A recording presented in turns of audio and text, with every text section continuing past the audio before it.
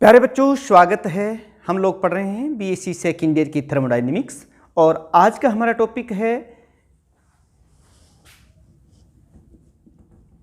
Nearest heat law और इसे हम थर्ड लॉ ऑफ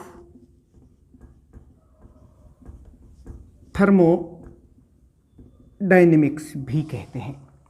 और आज का यही क्वेश्चन होगा कि state and prove the third law of thermodynamics या state and prove the Nernst heat law. तो हम सबसे पहले इसकी स्टेटमेंट और फिर हम इसे प्रूव करेंगे और एक अच्छा क्वेश्चन आपका तैयार हो जाएगा। तो चलिए देखते हैं इसकी स्टेटमेंट क्या है। मेरे साथ साथ आप अपनी नोट्स बनाते रहिए। दी एंट्रोपी चेंज, पहले लिख लीजिए, फिर हम इसको एक्सप्लेन करेंगे और फिर प्रूव करेंगे। The entropy change for any isothermal process at absolute zero temperature is zero. यानी कि एब्सोल्यूट जीरो टेम्परेचर पर किसी भी आइसोथर्मल रिवर्सिबल प्रोसेस की जो एंट्रोपी चेंज होती है वो जीरो होती है। ये हमें यहाँ आज प्रूव करना है। इसे हम इस तरह से भी एक्सप्लेन कर सकते हैं, it is impossible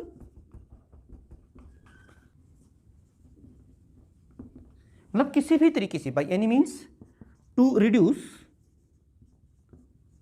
the temperature of, मेरे साथ साथ एक बार लिख लीजिए, temperature of a system to zero, to absolute zero temperature by finite number of operations.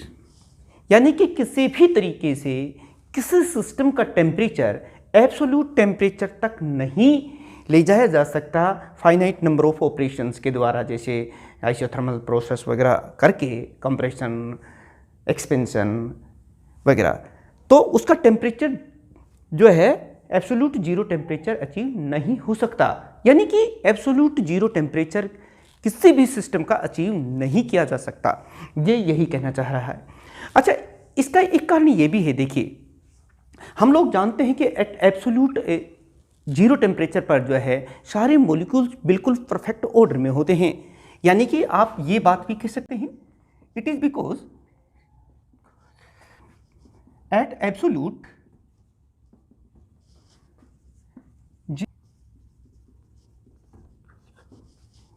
Of A gas remain in perfect order. अगर कोई गैस का टेम्परेचर मान लो एब्सोल्यूट जीरो टेम्परेचर हो तो जो मॉलिक्यूल्स होते हैं वो एक ऑर्डर में होते हैं, परफेक्टली ऑर्डर में होते हैं। और हम ये भी जानते हैं कि पिछले वीडियोज में आपको बताया था कि entropy measures the degree of disorder. जब इसमें डिसऑर्डर ही नहीं है इसका मतलब एंट्रोपी जीरो है। जितनी ज़्यादा एंट्रोपी होगी उतनी ही ज़्यादा डिसऑर्डरनेस होगी। लेकिन यहाँ तो ये परफेक्ट ऑर्डर में है, इसका मतलब डिसऑर्डरनेस तो यहाँ है ही नहीं, इसका मतलब यहाँ एंट्रोपी जीरो होगी। यहाँ पर यही तो हम लिख रहे हैं, the entropy which measure the degree of disorderness so entropy is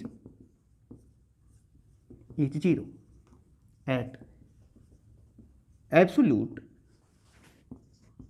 zero temperature.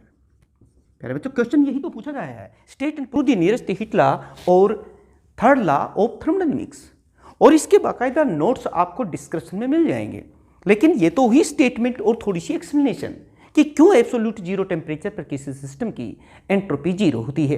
अब देखिए इसे हम प्रूव करते हैं। जब स्टैटिस्टिकल फिजिक्स पढ़ाएंगे या पीछे हमने पढ़ाया भी है, वहाँ पर हमने कुछ डेफिनेशन लिखी थी एंट्रोपी की थर्मोडायनेमिक प्रोबेबिलिटी की तरफ में। यानी कि द स्टैटिस्टिकल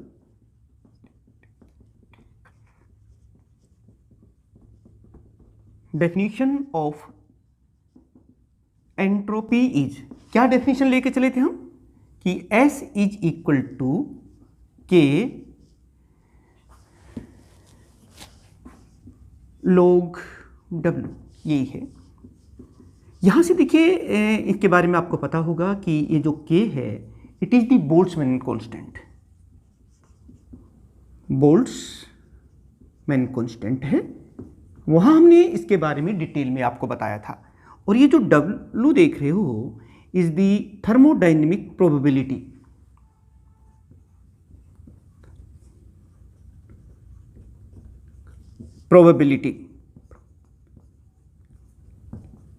इसका मतलब होता है कि एक मैक्रो स्टेट, बड़े स्टेट में कितने छोटे छोटे स्टेट्स होते हैं, यानी कि इसका मतलब आप इस तरह से कह सकते हैं कि number of micro state in macro states.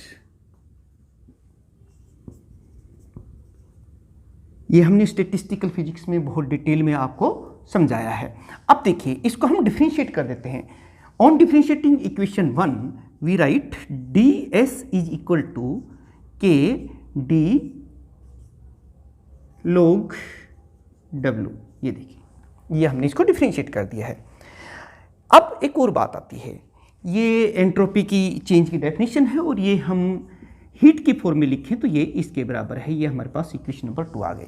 यहाँ से देखिए कि जैसे जैसे किसी सिस्टम से हीट हम लेते हैं तो उसका टेम्परेचर रिड्यूस होता है और उसके एंट्रोपी भी डिक्रीज होती है, हमने देखा। यानी कि हम देख रहे हैं कि as the heat is taken out from a system, its entropy decreases।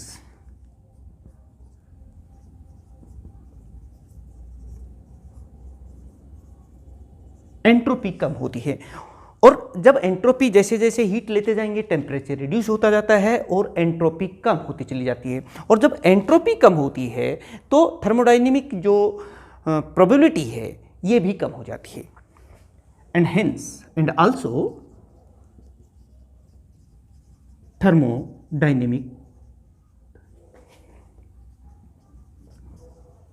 Probability ये भी रिड्यूस हो जाती है। अब देखिए एट 0 डिग्री केल्विन की अगर हम बात करते हैं, ये जो थर्मोडायनेमिक प्रोबेबिलिटी है ये 1 हो जाती है। और ये 1 हो जाएगी तो log 1 का log कितना होता है, यानी कि ये कितनी हो जाएगी, ये तो 0 हो जाएगी और ये 0 हो जाएगी तो s कितनी हो जाएगी, आप देख सकते हैं s इज आल्सो 0। तो this equation gives that s is equal to 0। यही तो हमें प्रूव करना था कि एट एब्सोल्यूट 0 डिग्री टेम्परेचर और at 0 degree kelvin the entropy of the system remains 0। तो this prove the nearest heat law और थर्ड लॉ ऑफ थर्मोडायनेमिक्स। और इस तरह से प्यारे बच्चों आप प्रूव कर सकते हैं स्टेटमेंट देने के बाद, state and prove the third law of thermodynamics और नियरेस्ट हीट लॉ। 3 नंबर में ये क्वेश्चन आपसे पूछा जा सकता है और बाकी छोटे क्वेश्चंस भी या न्यूमेरिकल क्वेश्चंस भी इससे पूछे जा सकते हैं। नेक्स्ट लेक्चर में हम और इम्पोर्टेंट आर्टिकल्स इसी थर्मोडायनेमिक्स से संबंधित करेंगे, जहां हम लिक्विफिकेशन ऑफ गैसेज जो कि इंपॉर्टेंट आर्टिकल्स रहने वाले हैं कि how we can liquefy the oxygen, hydrogen, helium by the different methods, उनको बारे में बहुत ही डिटेल स्टडी करने वाले हैं। तो प्यारे बच्चों आपने ये आर्टिकल कैसा लगा, आपको समझ में आया होगा तो आप इसे ज़रूर शेयर करें और आप अपने इस चैनल को सब्सक्राइब करके रखिए, बेल आइकन दबा दीजिए ताकि इस समय पर आपको नोटिफिकेशन मिल जाए। और आपके पास ये नोट्स जो हैंड रिटन नोट्स हैं उनका लिंक भी डिस्क्रिप्शन में आपको मिल ही जाएगा, वहाँ से भी आप डाउनलोड कर सकते हैं, जो आपके लिए बहुत ही ज़्यादा हेल्पफुल रहने वाले हैं।